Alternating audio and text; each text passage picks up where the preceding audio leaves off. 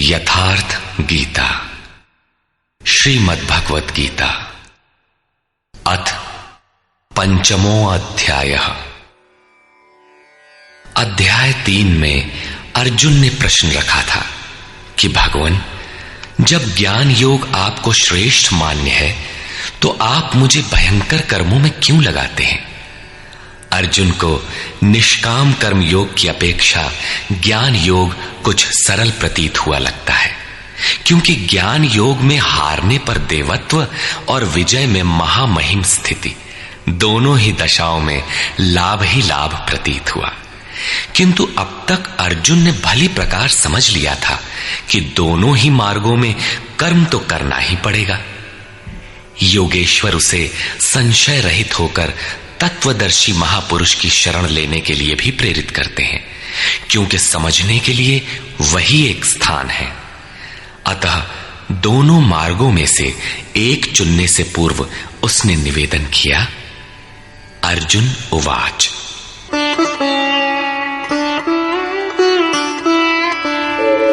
सन्न्यासं कर्मणां कृष्ण पुनर्योगं च शंससि यच्छ्रेय एतयोरेकं तन्मे ब्रूहि सुनिश्चितम्। हे श्री कृष्ण, आप कभी सन्यास माध्यम से किए जाने वाले कर्म की और कभी निष्काम दृष्टि से किए जाने वाले कर्म की प्रशंसा करते हैं। इन दोनों में से एक जो भली प्रकार आपका निश्चय किया हुआ हो, जो परम कल्याणकारी हो, उसे मेरे लिए कहिए। कहीं जाने के लिए आपको 2 मार्ग बताए जाए तो आप सुविधाजनक मार्ग अवश्य पूछेंगे। यदि नहीं पूछते तो आप जाने वाले नहीं हैं। इस पर योगेश्वर श्री कृष्ण ने कहा। श्री भगवान उवाच, सन्न्यासः कर्मयोगश्च निःश्रेयसकरावुभौ तयोस्तु कर्म सन्न्यासात् कर्मयोगो विशिष्यते। अर्जुन, सन्यास माध्यम से किया जाने वाला कर्म अर्थात ज्ञान मार्ग से किया जाने वाला कर्म और कर्म योग निष्काम भावना से किए जाने वाले कर्म, ये दोनों ही परम श्रेय को दिलाने वाले हैं। परंतु इन दोनों मार्गों से सन्यास अथवा ज्ञान दृष्टि से किए जाने वाले कर्म की अपेक्षा निष्काम कर्म योग श्रेष्ठ है। प्रश्न स्वाभाविक है कि श्रेष्ठ क्यों है। ज्ञेयः स नित्य सन्न्यासी यो न द्वेष्टि न कांक्षति निर्द्वन्द्वो हि महाबाहो सुखं बन्धात् प्रमुच्यते। महाबाहु अर्जुन, जो न किसी से द्वेष करता है न किसी की आकांक्षा करता है, वो सदैव सन्यासी ही समझने योग्य है, चाहे वो ज्ञान मार्ग से या निष्काम कर्म मार्ग से ही क्यों ना हो। राग द्वेषादि द्वंद्वों से रहित वो पुरुष सुखपूर्वक भव बंधन से मुक्त हो जाता है।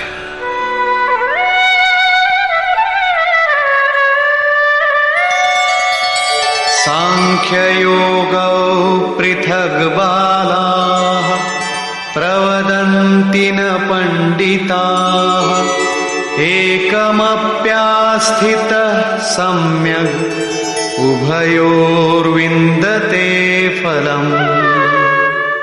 निष्काम कर्मयोग तथा ज्ञान योग, इन दोनों को वही अलग अलग बताते हैं जिनकी समझ इस पथ में अभी बहुत हल्की है, न कि पूर्ण ज्ञाता पंडित लोग। क्योंकि दोनों में से एक में भी अच्छी प्रकार स्थित हुआ पुरुष दोनों के फल रूप परमात्मा को प्राप्त होता है। दोनों का फल एक है, इसलिए दोनों एक ही समान है।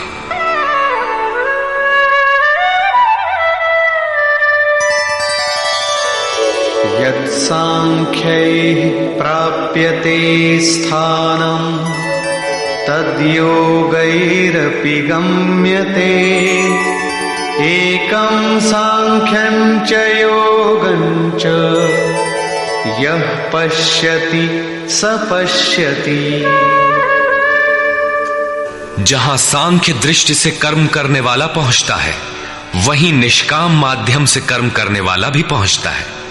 इसलिए जो दोनों को फल की दृष्टि से एक देखता है, वही यथार्थ जानने वाला है। जब दोनों एक ही स्थान पर पहुंचते हैं, तो निष्काम कर्मयोग विशेष क्यों? श्री कृष्ण बताते हैं,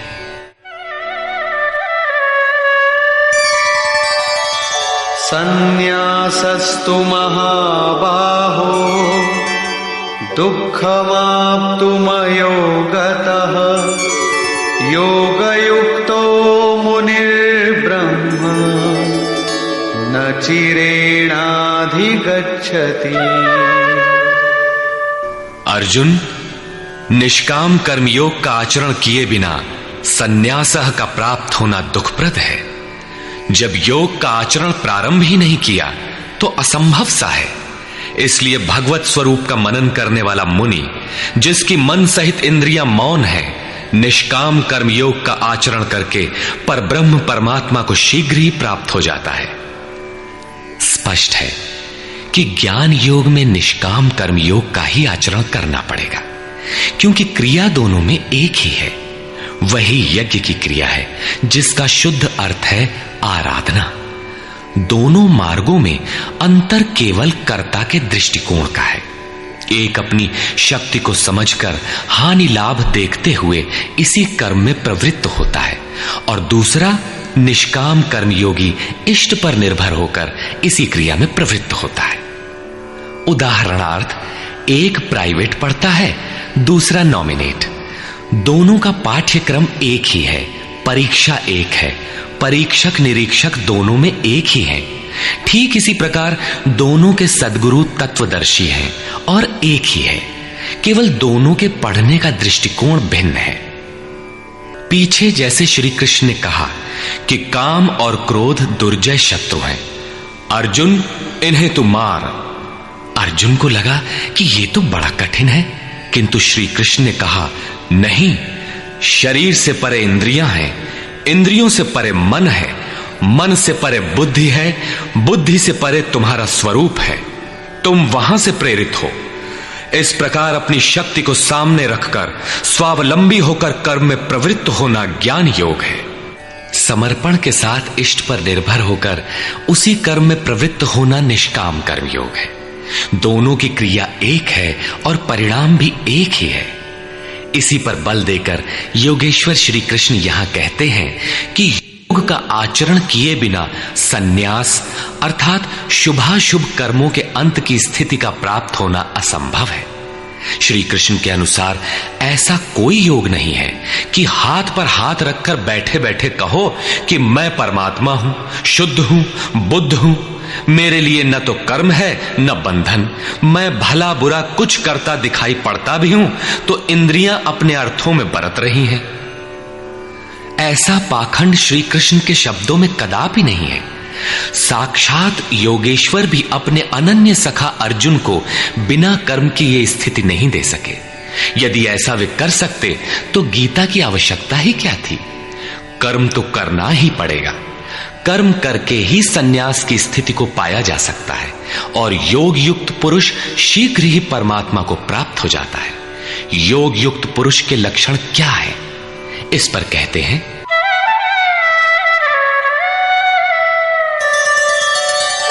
योगयुक्तो विशुद्धात्मा विजितात्मा जितेन्द्रियः सर्वभूतात्मा भूतात्मा कुर्वन्नपि न लिप्यते।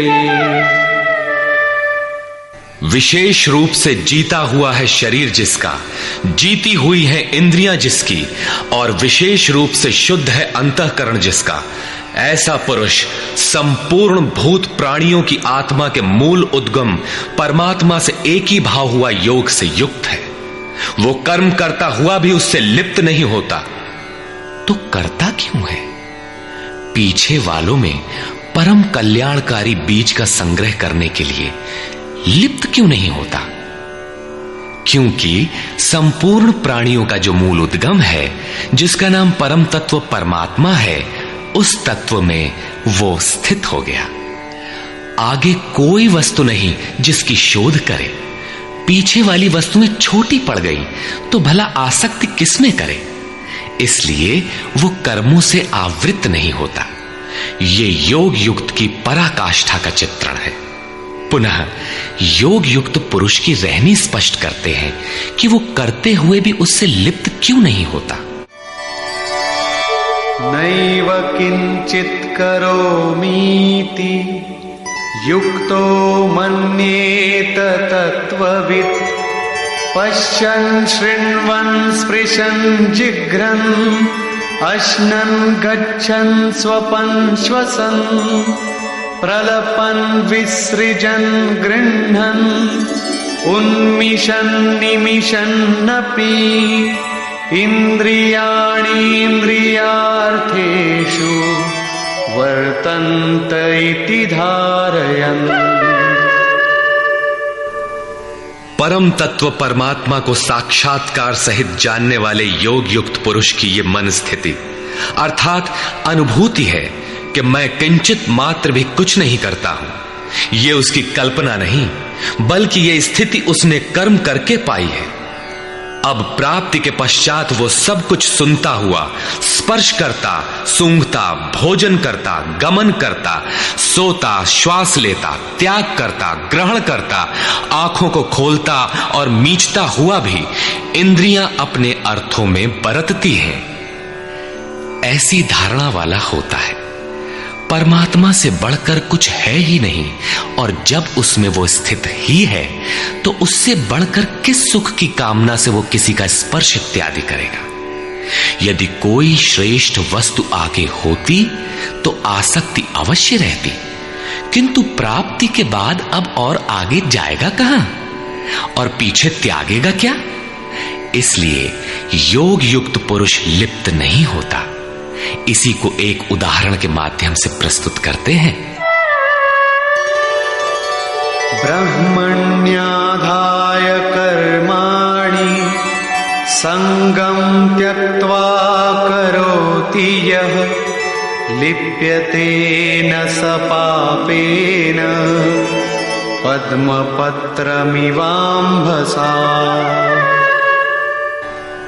कमल कीचड़ में होता है, उसका पत्ता पानी के ऊपर तैरता है, लहरें रात दिन उसके ऊपर से गुजरती हैं, किंतु आप पत्ते को देखें सूखा मिलेगा। जल की एक बूंद भी उस पर टिक नहीं पाती। कीचड़ और जल में रहते हुए भी वो उससे लिप्त नहीं होता। ठीक इसी प्रकार जो पुरुष सब कर्मों को परमात्मा में विलय करके साक्षात्कार के साथ ही कर्मों का विलय होता है, इससे पूर्व नहीं। आसक्ति को त्याग करके अब आगे कोई वस्तु नहीं, अतः आसक्ति नहीं रहती, इसलिए आसक्ति को त्याग कर कर्म करता है। वो भी इसी प्रकार लिप्त नहीं होता। फिर वो करता क्यों है?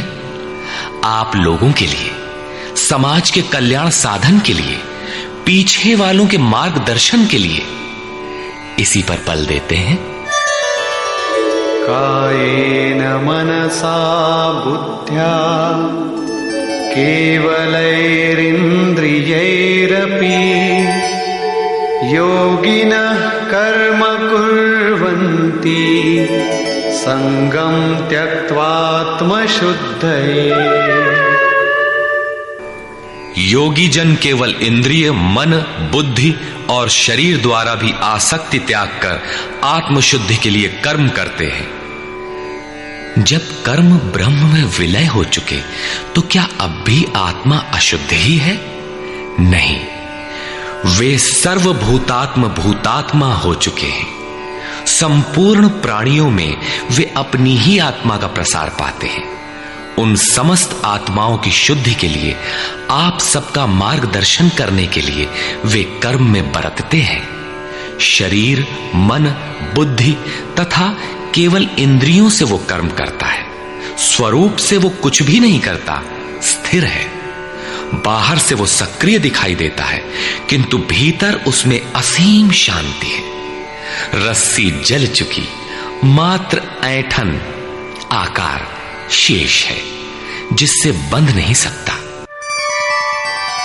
युक्तः कर्मफलं त्यक्त्वा शान्तिमाप्नोति नैष्ठिकीम् अयुक्तः कामकारेण फले सक्तो निबध्यते। योग युक्त अर्थात योग के परिणाम को प्राप्त पुरुष जो सब प्राणियों के आत्मा के मूल परमात्मा में स्थित है, ऐसा योगी कर्म के फल को त्याग कर, कर्मों का फल परमात्मा उससे भिन्न नहीं है, इसलिए अब कर्म फल को त्याग कर नैष्ठिकीम शांतिम आपनोति, शांति की अंतिम अवस्था को प्राप्त होता है, जिसके आगे कोई शांति शेष नहीं है, जिसके पश्चात वो कभी अशांत नहीं होता। किंतु अयुक्त पुरुष जो योग के परिणाम से युक्त नहीं है, अभी रास्ते में है, ऐसा पुरुष फल में आसक्त हुआ। फल है परमात्मा, उसमें उसका आसक्त होना आवश्यक है, इसलिए फल में आसक्त होने पर भी काम कारेण निबध्यते, कामना करके बंध जाता है, अर्थात पूर्ति पर्यंत कामनाएं जागृत होती है। अतः साधक को पूर्ति पर्यंत सावधान रहना चाहिए। महाराज जी कहा करें, हो तनिको हम अलग, भगवान अलग है, तो माया कामयाब हो सकती है। कल ही प्राप्ति होनी हो, किंतु आज तो वो अज्ञानी ही है, अतः पूर्ति पर्यंत साधक को असावधान नहीं होना चाहिए। इसी पर आगे देखें। सर्वकर्माणि मनसा सन्न्यस्यास्ते सुखं वशी नवद्वारे पुरे देहि नैव कुर्वन्न कारयन्। जो संपूर्ण रूप से स्ववश है, जो शरीर, मन, बुद्धि और प्रकृति से परे स्वयं में स्थित है, ऐसा वशी पुरुष निसंदेह न कुछ करता है न कराता है। पीछे वालों से कराना भी उसकी आंतरिक शांति का स्पर्श नहीं कर पाता। ऐसा स्वरूपस्थ पुरुष शब्दादि विषयों को उपलब्ध कराने वाले 9 द्वारों, 2 कान, 2 नेत्र, 2 नासिका छिद्र, 1 मुख, उपस्थ एवं पायु वाले शरीर रूपी घर में सब कर्मों को मन से त्याग कर स्वरूपानंद में ही स्थित रहता है। यथार्थतः वो न कुछ करता है और न कराता है। इसी को पुनः श्री कृष्ण दूसरे शब्दों में कहते हैं कि वो प्रभु न करता है न कराता है। सद्गुरु, भगवान, प्रभु, स्वरूपस्थ, महापुरुष, युक्त इत्यादि एक दूसरे के पर्याय हैं। अलग से कोई भगवान कुछ करने नहीं आता। वो जब करता है तो इन्हीं स्वरूपस्थ इष्ट के माध्यम से कराता है। महापुरुष के लिए शरीर मकान मात्र है, अतः परमात्मा का करना और महापुरुष का करना एक ही बात है, क्योंकि वो उनके द्वारा है। वस्तुतः वो पुरुष करते हुए भी कुछ नहीं करता। इसी पर अगला श्लोक देखें। न कर्तृत्वं न कर्माणि लोकस्य सृजति प्रभुः न कर्मफल संयोगं स्वभावस्तु प्रवर्तते। वो प्रभु न तो भूत प्राणियों के कर्तापन को, न कर्मों को और न कर्म फलों का संयोग ही बैठाता है, बल्कि स्वभाव में स्थित प्रकृति के दबाव के अनुसार ही सभी बरतते हैं। जैसी जिसकी प्रकृति सात्विक, राजसी अथवा तामसी है, उसी स्तर से वो बरतता है। प्रकृति तो लंबी चौड़ी है, लेकिन आपके ऊपर उतना ही प्रभाव डाल पाती है जितना आपका स्वभाव विकृत अथवा विकसित है। प्रायः लोग कहते हैं कि करने कराने वाले तो भगवान हैं, हम तो यंत्र हैं, हमसे वे भला करावें अथवा बुरा। किंतु योगेश्वर श्री कृष्ण कहते हैं कि न वो प्रभु स्वयं करता है, न कराता है, और न वो जुगाड़ ही बैठाता है। लोग अपनी स्वभाव में स्थित प्रकृति के अनुरूप बरतते हैं, भगवान नहीं करते। तब लोग कहते क्यों हैं कि भगवान करते हैं? इस पर योगेश्वर बताते हैं,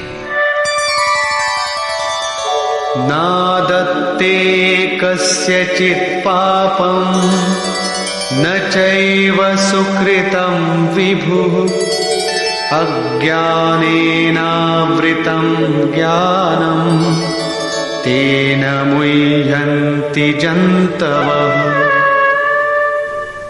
जिसे अभी प्रभु कहा उसी को यहां विभु कहा गया है, क्योंकि वो संपूर्ण वैभव से संयुक्त है। प्रभुता एवं वैभव से संयुक्त वो परमात्मा न किसी के पाप कर्म को और न किसी के पुण्य कर्मों को ही ग्रहण करता है। फिर लोग कहते क्यों हैं? इसलिए कि अज्ञान के द्वारा ज्ञान ढका हुआ है। उन्हें अभी साक्षात्कार सहित ज्ञान तो हुआ नहीं, वे अभी जंतु हैं। मोहवश वे कुछ भी कह सकते हैं। ज्ञान से क्या होता है, इसे स्पष्ट करते हैं। ज्ञानेन तु तदज्ञानम् येषां नाशितमात्मनः तेषामादित्यवज्ज्ञानम् प्रकाशयति तत्परम्।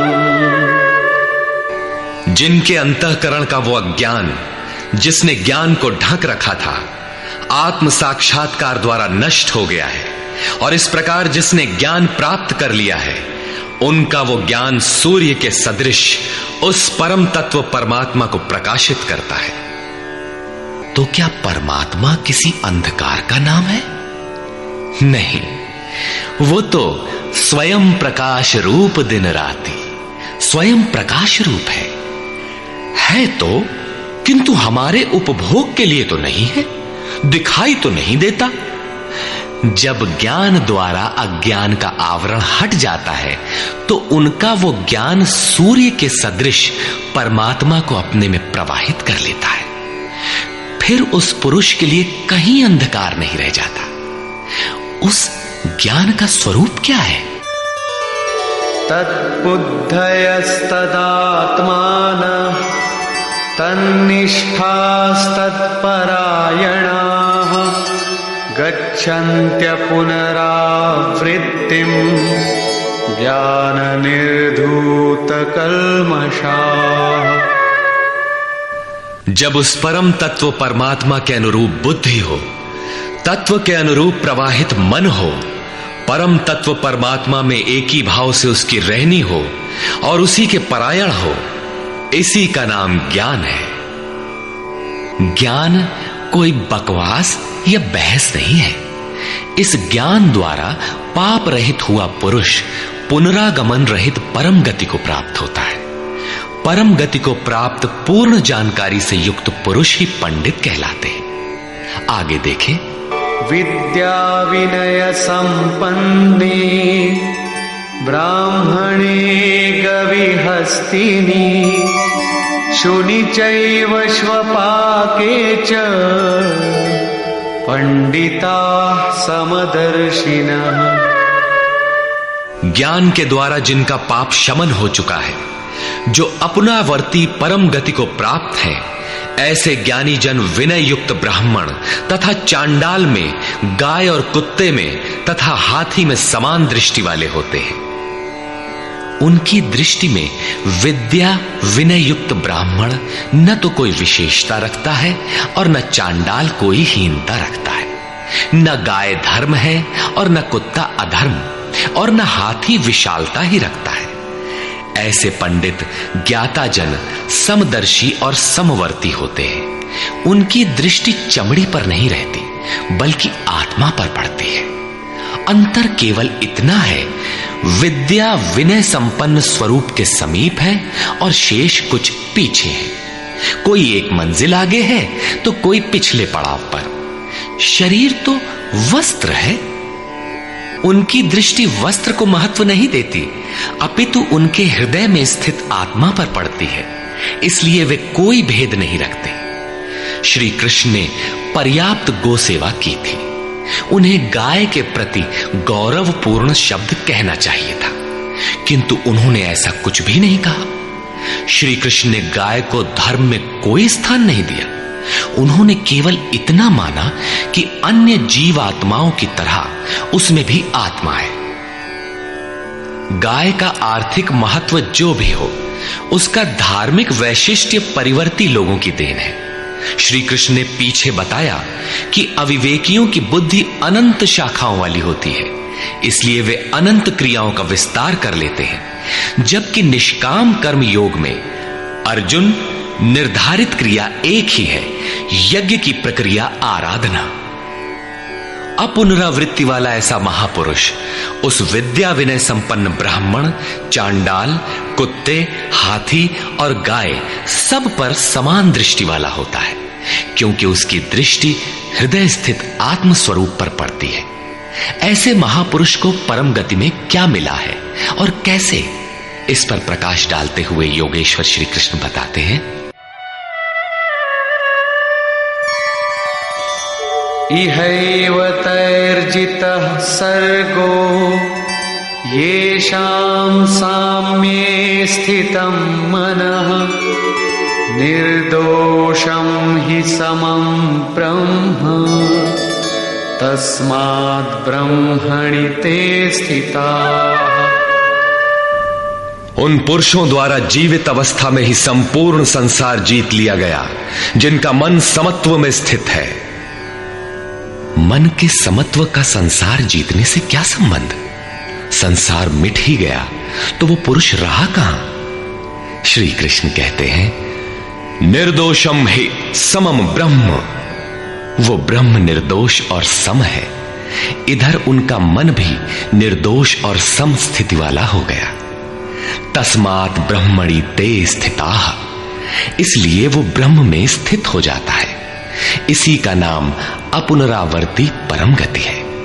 ये कब मिलता है? जब संसार रूपी शत्रु जीतने में आ जाए। संसार कब जीतने में आता है?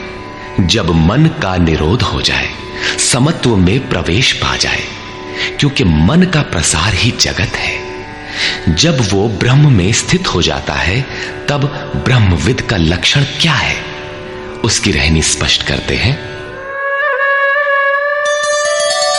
न प्रहिष्येत् प्रियं प्राप्य नो द्विजेत् प्राप्य च प्रियं स्थिरबुद्धिरसम्मूढो ब्रह्मविद् ब्रह्मणि स्थितः। उसका कोई प्रिय अप्रिय होता नहीं, इसलिए जिसे लोग प्रिय समझते हैं उसे पाकर वो हर्षित नहीं होता, और जिसे लोग अप्रिय समझते हैं, जैसा धर्मावलंबी चिन्ह लगाते हैं, उसे पाकर वो उद्वेगवान नहीं होता है। ऐसा स्थिर बुद्धि, असम्मूढ़, संशय रहित ब्रह्मविद, ब्रह्म से संयुक्त ब्रह्मवेत्ता, ब्रह्मणि स्थितः, परात्पर ब्रह्म में सदैव स्थित है। बाह्य स्पर्शेष्वसक्तात्मा विन्दत्यात्मनि यत् सुखं स ब्रह्मयोगयुक्तात्मा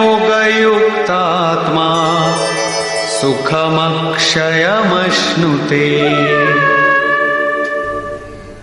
बाहर संसार के विषय भोगों में अनासक्त पुरुष अंतरात्मा में स्थित जो सुख है, उस सुख को प्राप्त होता है। वो पुरुष ब्रह्म योग युक्त आत्मा, पर ब्रह्म परमात्मा के साथ मिलन से युक्त आत्मा वाला है। इसलिए वो अक्षय आनंद का अनुभव करता है, जिस आनंद का कभी क्षय नहीं होता। इस आनंद का उपभोग कौन कर सकता है? जो बाहर के विषय भोगों से अनासक्त है। तो क्या भोग बाधक हैं? भगवान श्री कृष्ण कहते हैं,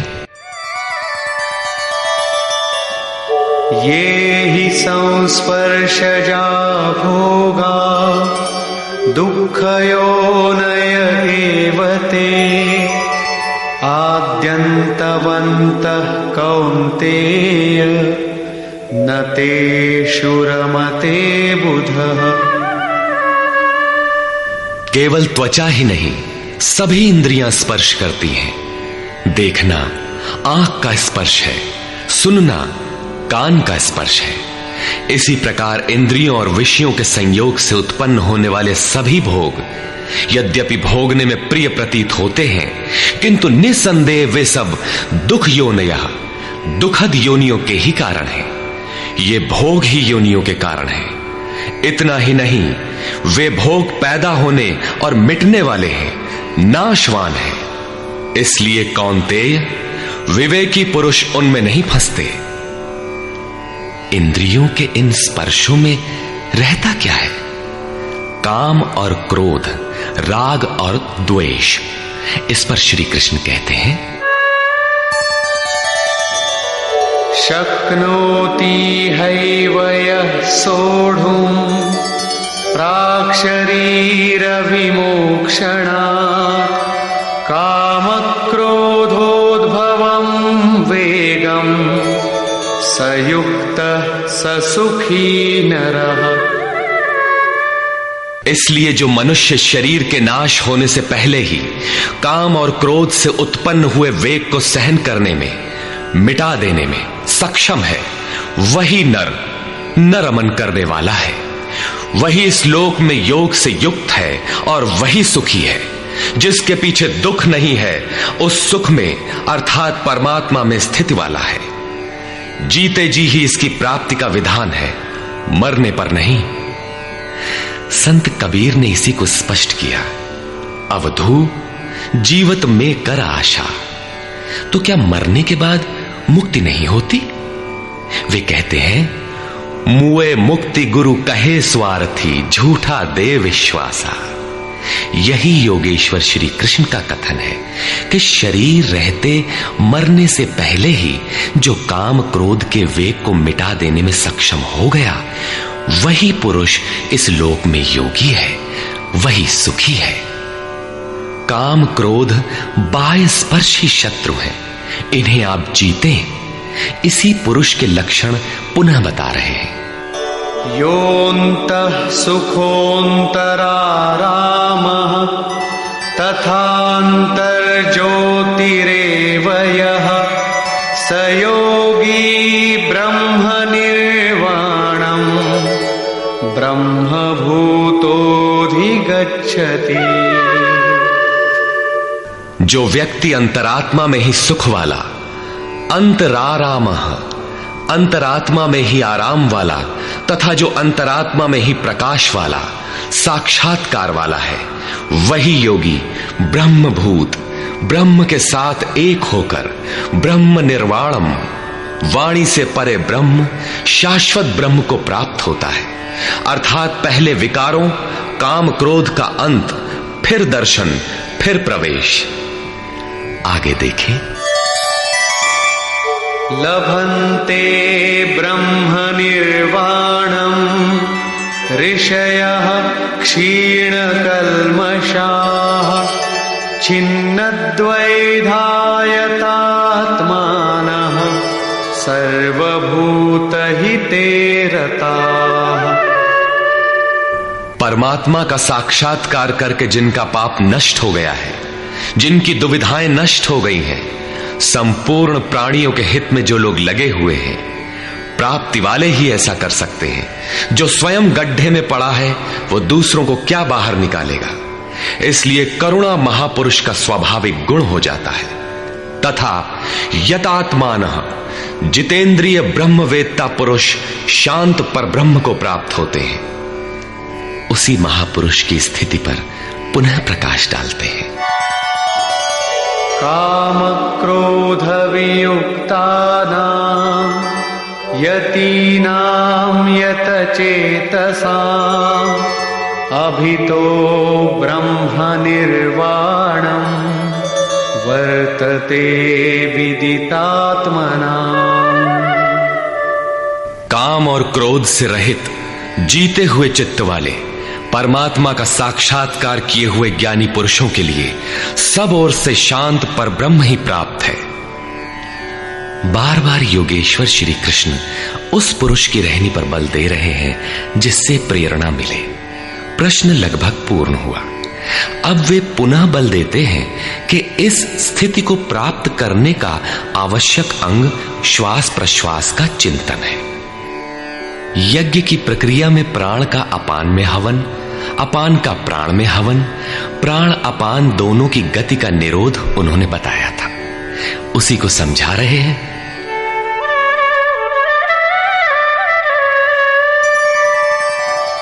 स्पर्शान् कृत्वा बहिर्बाह्यान् चक्षुश्चैवान्तरे भ्रुवोः प्राणापानौ समौ कृत्वा नासाभ्यन्तरचारिणौ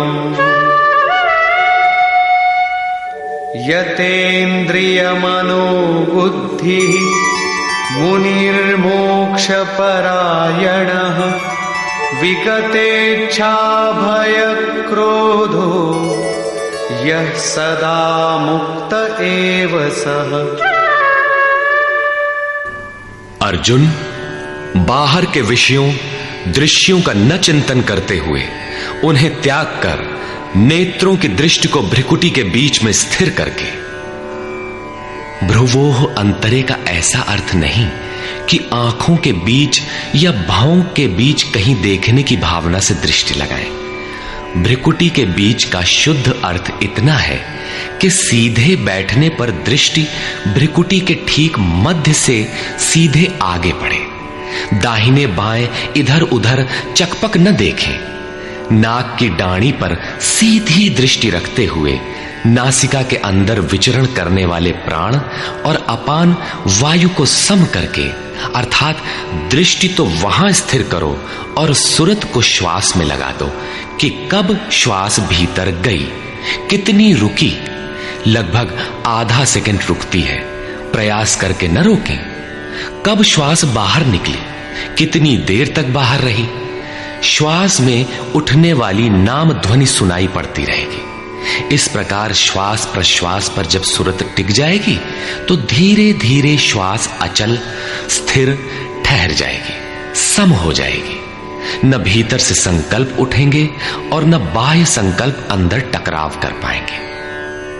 बाहर के भोगों का चिंतन तो बाहर ही त्याग दिया गया था, भीतर भी संकल्प नहीं जागृत होंगे। सुरत एकदम खड़ी हो जाती है, तैल धारावत। तेल की धारा पानी की तरह टप टप नहीं गिरती, जब तक गिरेगी धारा ही गिरेगी। इसी प्रकार प्राण और अपान की गति एकदम सम स्थिर करके इंद्रियों, मन और बुद्धि को जिसने जीत लिया है, इच्छा, भय और क्रोध से रहित, मननशीलता की चरम सीमा पर पहुंचा हुआ मोक्ष परायण मुनि सदा मुक्त ही है। मुक्त होकर वो कहां जाता है, क्या पाता है, इस पर कहते हैं, भोक्तारं यज्ञ तपसां सर्वलोकमहेश्वरं सुहृदं सर्वभूतानां ज्ञात्वा मां शान्तिमृच्छति। वो मुक्त पुरुष मुझे यज्ञ और तपों को भोगने वाला, संपूर्ण लोकों के ईश्वरों का भी ईश्वर, संपूर्ण प्राणियों का स्वार्थ रहित हितैषी, ऐसा साक्षात जानकर शांति को प्राप्त होता है। योगेश्वर श्री कृष्ण कहते हैं कि उस पुरुष के श्वास प्रश्वास के यज्ञ और तप का भोक्ता मैं हूं। यज्ञ और तप अंत में जिसमें विलय होते हैं वो मैं हूं, वो मुझे प्राप्त होता है। यज्ञ के अंत में जिसका नाम शांति है वो मेरा ही स्वरूप है। वो मुक्त पुरुष मुझे जानता है और जानते ही मुझे प्राप्त हो जाता है। इसी का नाम शांति है। जैसे मैं ईश्वरों का भी ईश्वर हूं, वैसे ही वो भी है। निष्कर्ष, इस अध्याय के आरंभ में अर्जुन ने प्रश्न किया कि कभी तो आप निष्काम कर्म योग की प्रशंसा करते हैं और कभी आप संन्यास मार्ग से कर्म करने की प्रशंसा करते हैं। अतः दोनों में एक को जो आपका सुनिश्चित किया हो, परम कल्याणकारी हो, उसे कहिए।